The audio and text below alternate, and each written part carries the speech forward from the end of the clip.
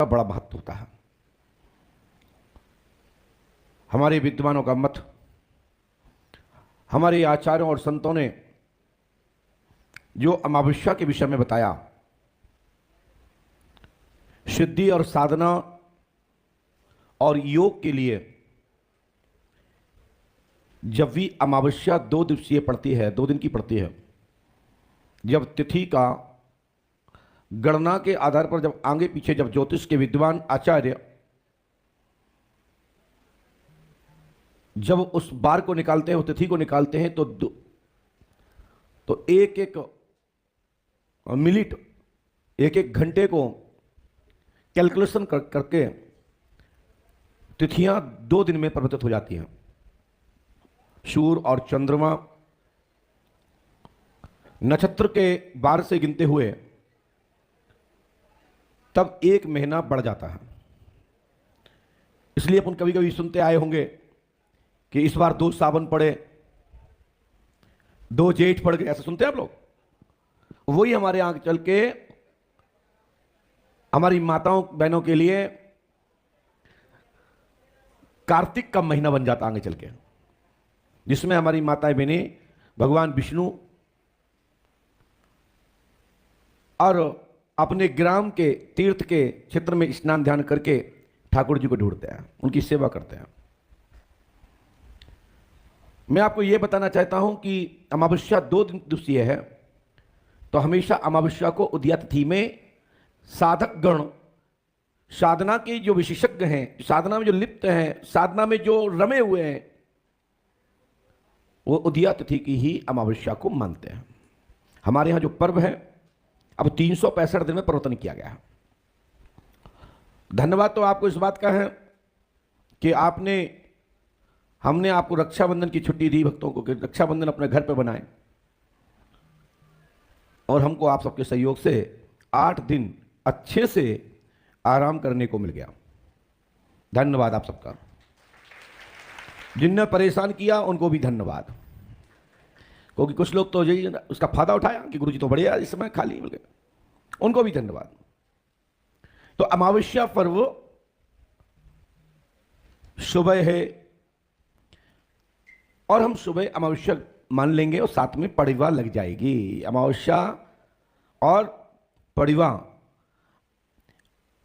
और अमावस्या के साथ साथ अमावस्या पर्व में आप सबको पंडुकर धाम के पीठ में आए हुए भक्तों को जो भी अर्जी दरखास्त लगाने आए हैं, जिनकी अमावस्या चल रही है, वो कृपया 1 पहर का दिन बिता करके 1 पहर आप अपना दस्तखत और हाथ में रक्षा सूत्र पहन करके आप अपने ग्राम जहां से आए हैं वहां के लिए प्रस्थान हो सकते हैं। यह यहां का विधान है, यह ध्यान रखिएगा। परंतु अब 27 दिन का चक्र से अमावस्या पर्व का मान्यता पूज्य गुरुदेव ने दी। 15 दिन नियमित रूप से दरबार रहता, 15 दिन गैप करके चलता। क्यों चलता है? क्योंकि उसमें थोड़ा सा भी हमको भी राहत मिलती है, आराम करने के लिए समय मिलता है। कुछ जो आश्रम से संबंधित, परिवार से संबंधित, आप लोगों से संबंधित कुछ काम होते हैं, उनको करने का सौभाग्य मिलता है। क्योंकि एक तरफ दरबार है, एक तरफ व्यवस्थाएं हैं। वो व्यवस्थाएं भी आप सबके सहयोग से, मेरे संज्ञान में, मेरी जानकारी में जो कार्य होते हैं उनको संचालन करना पड़ता है, उनको सही तरीके से मार्गदर्शन करना पड़ता है, व्यवस्थित करना पड़ता है। लेकिन दरबार 365 दिन हनुमान पंच अखाड़े में और सर्व मुक्ति केंद्र में जाकर के कम से कम हर भक्त को 1 से 2 घंटे बैठना चाहिए। उस भूमि का महत्व है, पूजपा सदगुरु भगवान श्री याति महाराज के द्वारा जो रक्षित है, और जो लाखों करोड़ों दूतों की जो वहां व्यवस्था है, जो तुम्हारे अंदर आपके शरीर को जो कष्ट पहुंचाने वाली जो आत्माएं हैं, आपके शरीर में जो पीड़ा देने वाली जो दुष्ट आत्माएं हैं, उनका निवारण हनुमंत पंच अखाड़े और सर्व मुक्ति केंद्र में बैठने से, और वहां पर समय दें जब तक आपकी पेशी ना खुल जाए। आपके सभी डाले, समूह, गुट की जो आत्माएं दुष्ट आत्माएं जब कैद ना हो जाए, संबंध रखने वाली संबंधित आत्माओं का समाधान ना मिल जाए, तब तक हनुमंत पंच अखाड़ा और सर्वमुक्ति केंद्र स्थल नहीं छोड़ना चाहिए। चाहे फिर उसके लिए 15 दिन रुकना पड़े, चाहे वो आपको 1 माह रुकना पड़े या 5-6 महीने या साल रुकना पड़े, यह किसी से पूछने की आवश्यकता नहीं है कि महाराज आप कब तक रुके। जब तक तुम्हारी अंदर जो कष्ट देने वाले समूह गुट वाली जो आत्माएं हैं, जब तक उनका समाधान ना मिल जाए और आपकी बॉडी स्वतः ही आप अपने आप को अच्छा ना समझने लगे, तब तक हनुमंत पंच अखाड़ा नहीं छोड़ना चाहिए। मैं कोई भगवान नहीं हूं, मैं ईश्वर नहीं हूं, मैं कोई योगी भी नहीं हूं, लेकिन ये गुरु कृपा से, संतों के आशीर्वाद से और हनुमान जी महाराज की कृपा से लोगों ने जो संज्ञा दी है, जो उपाधि दी है, मैं उस उपाधि में रहकर आप लोगों के हर कार्य, आपको भरपूर समय जितना दे सकता हूं वो पूर्णतः देने का प्रयास करता हूं। कार्य तो हनुमान जी पंडों का सहकार करते हैं और आपकी आस्था और श्रद्धा करवाती है। आपके अंदर जब विश्वास होता है ना, तभी आपके कार्य फलीभूत होते हैं, तभी आपको सफलता मिलती है।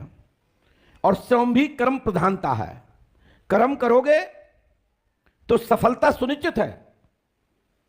आप संकल्पित होकर आगे बढ़ोगे, जो भी आपका कार्य है, जो भी आपका लक्ष्य है, वो श्री हनुमान जी पंडों का कृपा से, पूज्य श्री हाथीवान महाराज के आशीर्वाद से और आपके दृढ़ विश्वास से श्री हनुमंत लाल जी महाराज आपकी मनोकामना पूर्ण करते हैं।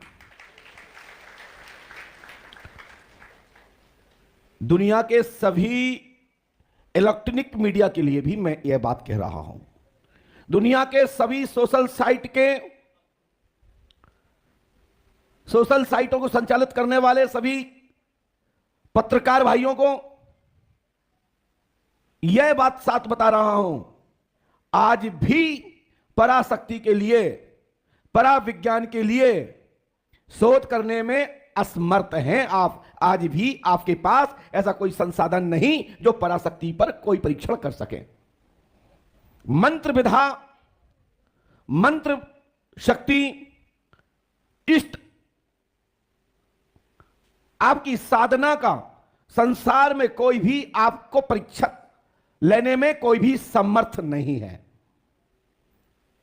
और कोई भी व्यक्ति, जब तक जो व्यक्ति परेशान होता है, जो कष्ट में होता है, वह जानता है और उसकी आत्मा जानती है, या फिर ऊपर वाला जानता है कि इसको क्या है और क्या नहीं है। संसार में इस पर बड़ी बहस चल रही है कि भूतवादा क्या है, प्रेतवादा क्या है। इसका कोई भी संसार में थर्मामीटर नहीं है कोई इसको कैच कर सके। इसको तो मानना ही पड़ेगा और संसार में कोई व्यक्ति इसको नकार नहीं सकता। और नकारेगा कैसे? जिसके घर में ऐसा संकट रहा होगा वो जानता है, उसकी आत्मा जानती है, या इस संकट से भविष्य में कोई गुजरेगा वो जानेगा कि भूतबाधा प्रेतबाधा क्या होती है। इस बात को नोट करिएगा। कुछ तथाकथित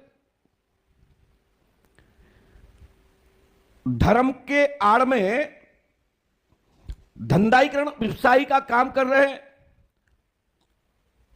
और हर व्यक्ति पर्चा बनाने के लिए, चाहे तो वो कुछ भी हो, अपना काम छोड़कर वो पर्चा बनाना चाहता है। पर्चा इसलिए बनाना चाहता है कि ये सहज अच्छा है कि पर्चा के नाम से प्रसिद्धि तो मिले। भैया प्रसिद्धि दो ही तरीके से मिलती है, या तो शक्ति हो या बिल्कुल ना हो। यदि नहीं हो तो उसको प्रसिद्धि कैसे मिलेगी? फिर तुम्हारे पास धन हो, जैसे निर्मल